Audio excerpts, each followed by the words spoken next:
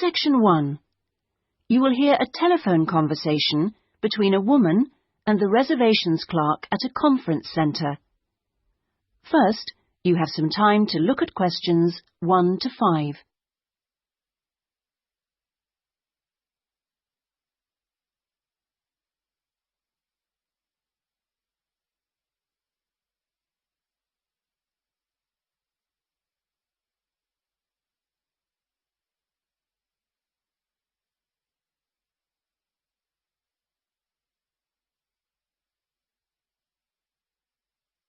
You will see that there is an example that has been done for you. On this occasion only, the conversation relating to this will be played first. Conference Centre reservations. Good morning.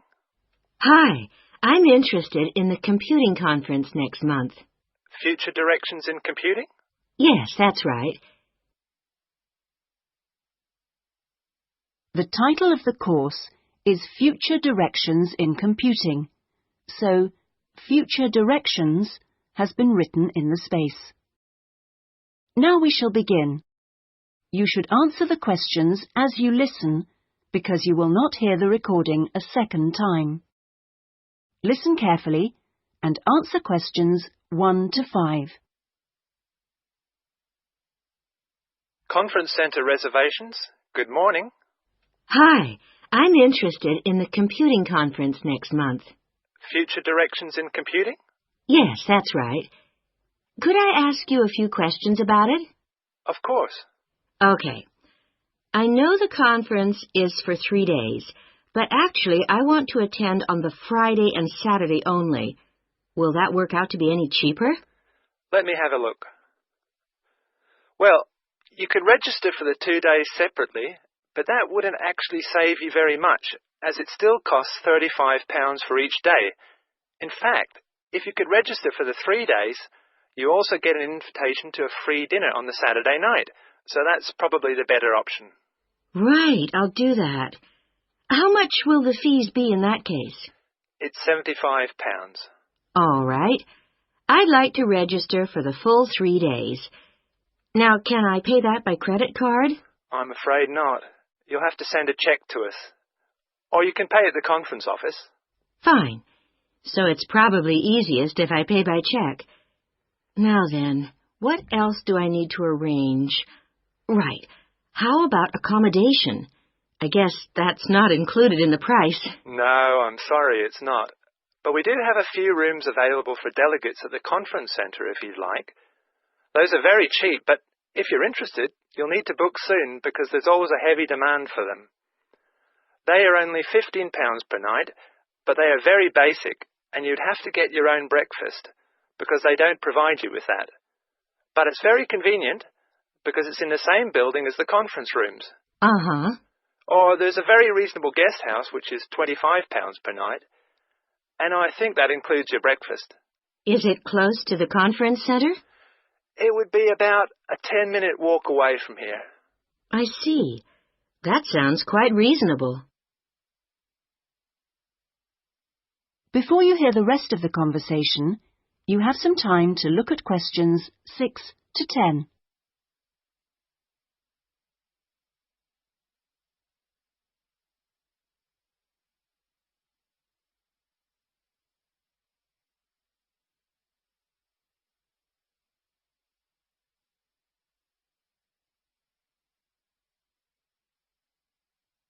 Now listen and answer questions 6 to 10. The details are all in our conference pack, which I'll send you. Great, thanks. That'll be very useful. Oh, and can you also send me an application form? Of course. I'll get that in the post to you straight away. Is there anything else? Yes, actually. Can you tell me where exactly the conference center is? Well, it's on South Park Road, and it's right at the end of the road next to the library. It's a 10-minute taxi ride from the station and will cost you £5. Otherwise, you can take the bus, which runs every half an hour from the station. That's the 21A, and it brings you straight to the conference centre. Right, got that. That is the end of section 1. You now have half a minute to check your answers.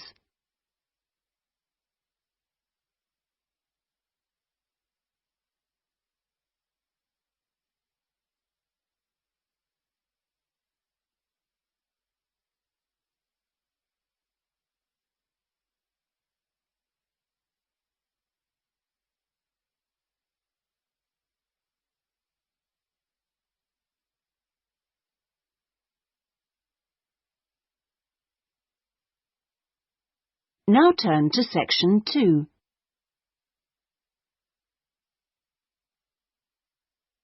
Section 2. You will hear an introductory talk to a group of temporary workers at an international travel exhibition. First, you have some time to look at questions 11 to 13.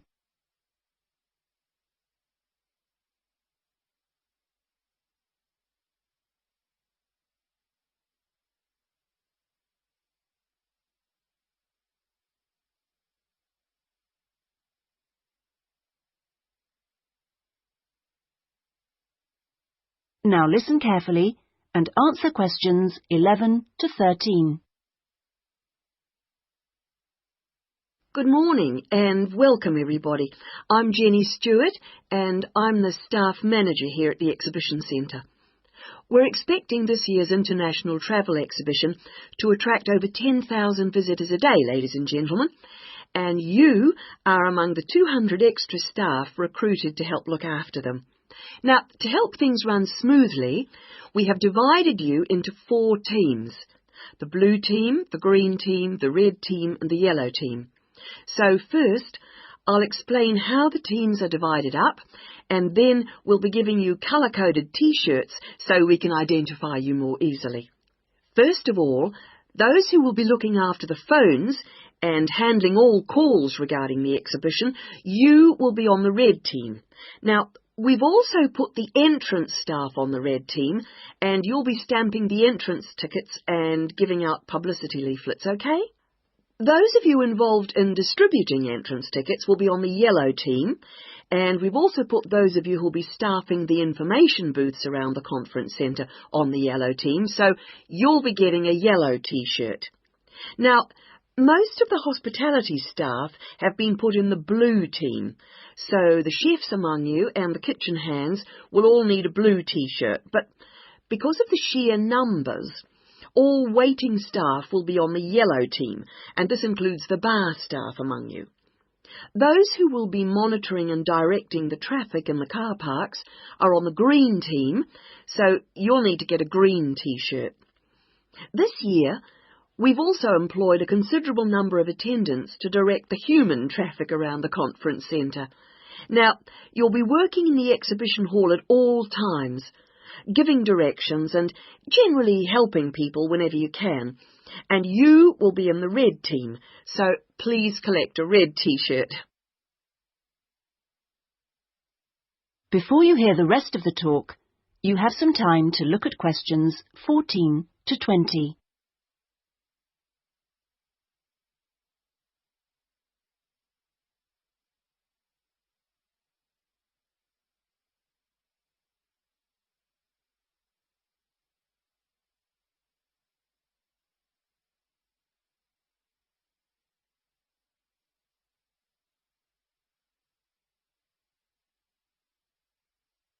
Now listen and answer questions 14 to 20.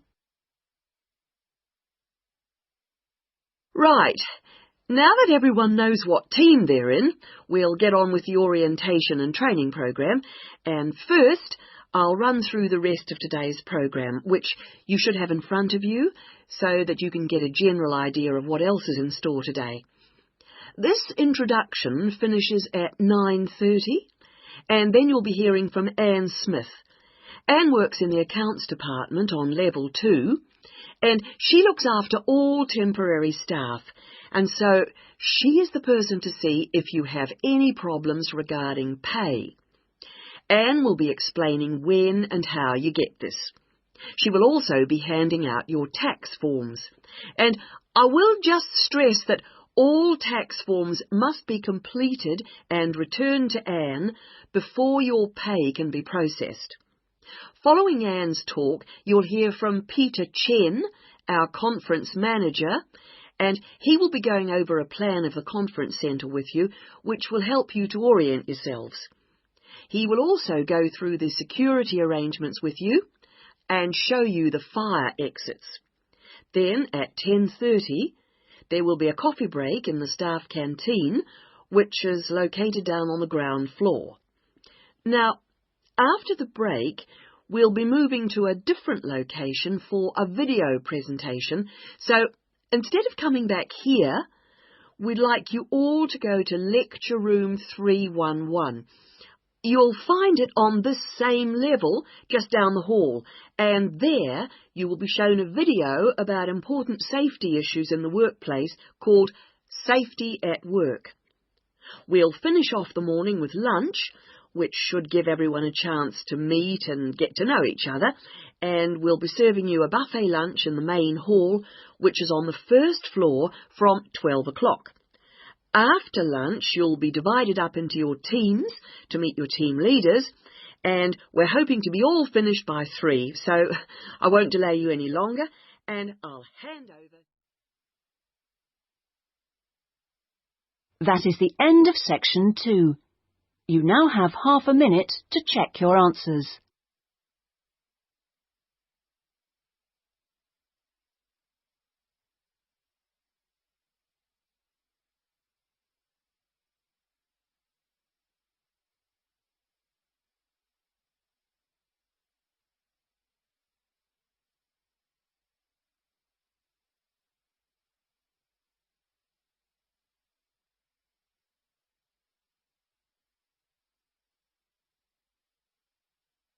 Now turn to section 3.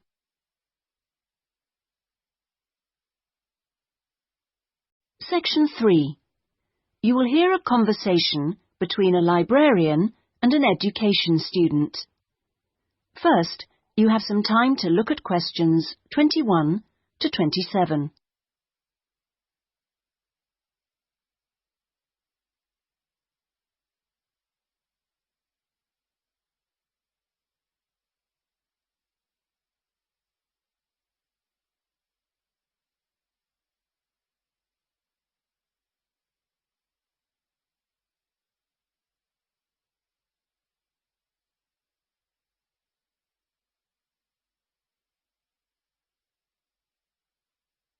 Now listen carefully and answer questions 21 to 27. Good afternoon. Can I help you? Good afternoon. Yes, I've just transferred to the School of Education, and I'd like information about joining the library. Well, the School of Education has libraries on 2 sites, as I'm sure you know. This one here is the Fordham site, and the other is on Castle Road. And is there any difference between the 2 libraries? Not in terms of their facilities. Access to online databases and the internet is available at both sites, and each site has a range of reference materials on education. Oh, yes, I see. But the Castle Road site has books on the sociology of education and a collection of textbooks and teaching resources covering most of the subjects taught in secondary schools. Ah, right. But I'm training to be a primary teacher, so I need to look at materials for the 5 to 11 age group. Then you've come to the right place. At Fordham, we hold material relating to primary education, as well as special needs. But, of course, you'll need to familiarise yourself with both sites to make the most of our resources. You haven't mentioned periodicals. Are they held at both sites? Current issues, yes, but if you want to look at back issues, you'll need to use the CD-ROM databases, which are held here at Fordham. I see. Now, about borrowing books, I'm living out of town, so I'm hoping I can borrow quite a few items and cut down on the number of trips I have to make. Right, well, members can borrow 2 books at a time from each site. Only 2 books? Only 2 from each site, but that's 4 altogether. Oh, I see. And how long can I hang on to them for? The borrowing period is 1 month, but of course books can be renewed. You can renew any item a maximum of 3 times. Do I have to come to the library to do that? No, you can do it by telephone or email, but you can't renew overdue books this way, only before or on the due date stamped in the book. We'll need your full name, your borrower number, and the name of the site library you borrowed the items from. So, theoretically, I can borrow books for up to 3 months. Is that what you're saying? Yes, provided they're not recalled. So, what happens then? Well, sometimes an item is requested by another borrower, in which case we'd send you a letter and you'd have to return the book within 7 working days. Don't forget we're closed on Sundays. Okay. Before you hear the rest of the conversation, you have some time to look at questions 28 to 30.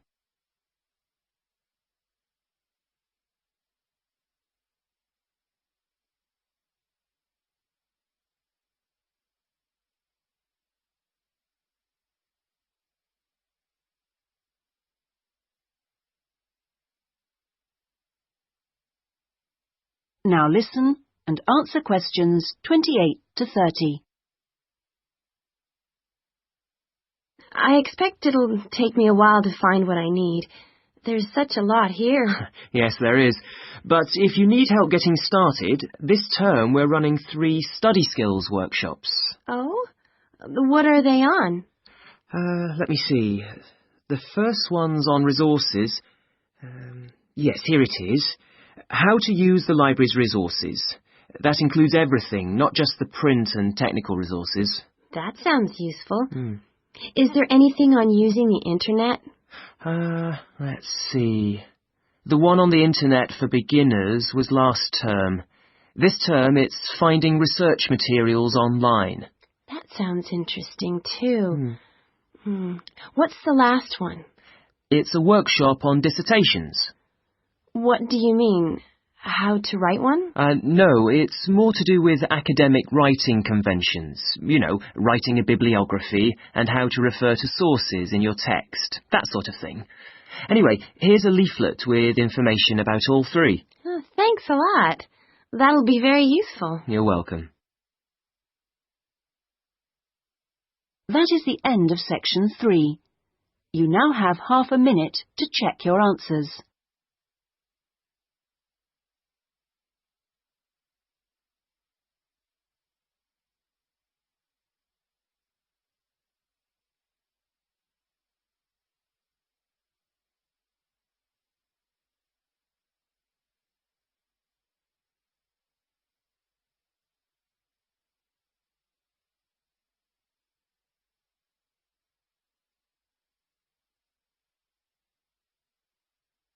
Now turn to section 4.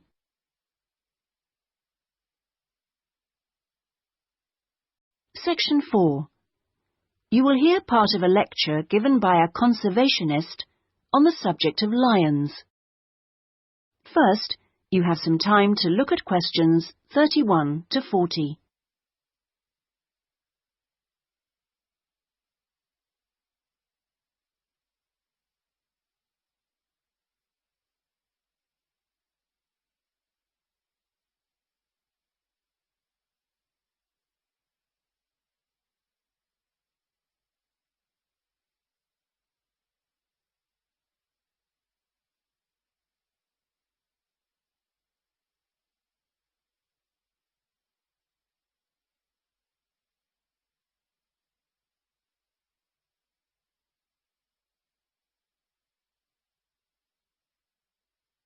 Now listen carefully and answer questions 31 to 40. Well, most people think that lions only come from Africa. And you would be forgiven for thinking this because, in fact, most lions do come from Africa.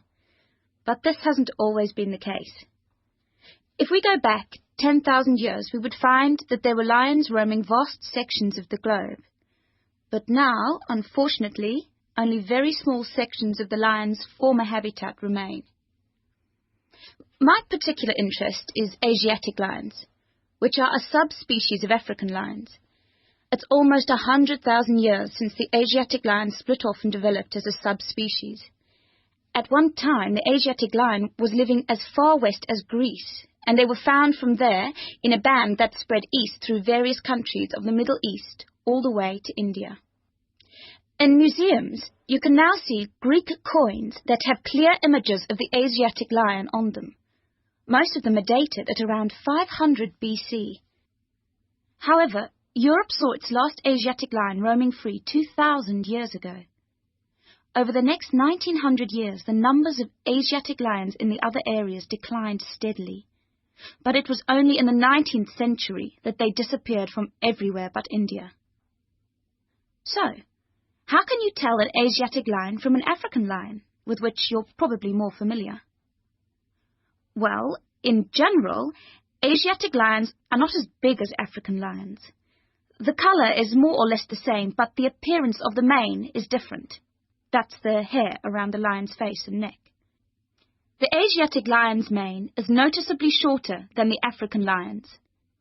Asiatic lions also have a long fold of skin on their undersides, whereas not many African lions have this.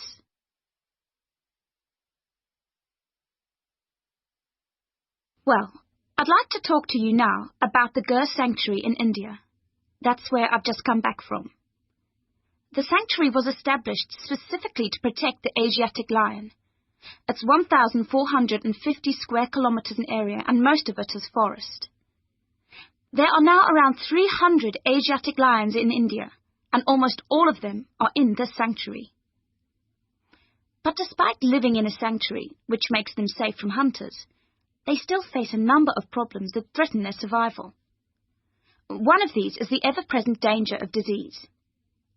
This is what killed more than a third of Africa's Serengeti lions in 1994, and people are fearful that something similar could happen in the Gir Sanctuary and kill off many of the Asiatic lions there. India's lions are particularly vulnerable because they have a limited gene pool.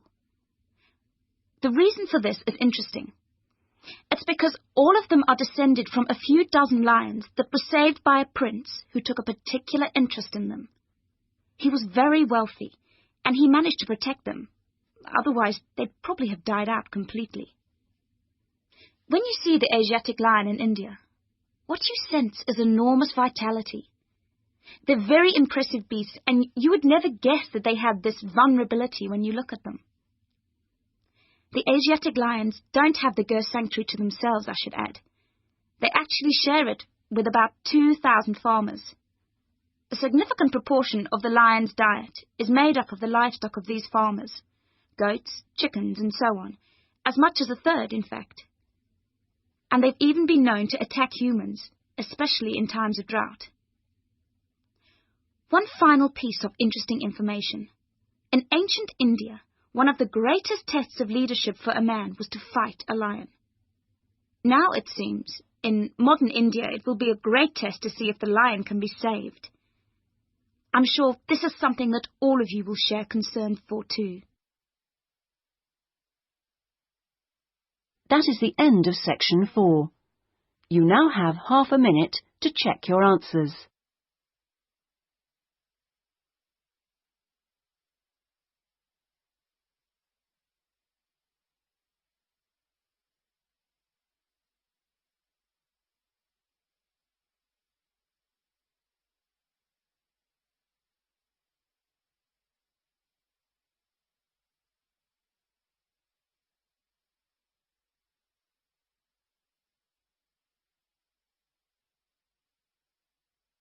That is the end of the listening test. In the IELTS test, you would now have 10 minutes to transfer your answers to the listening answer sheet.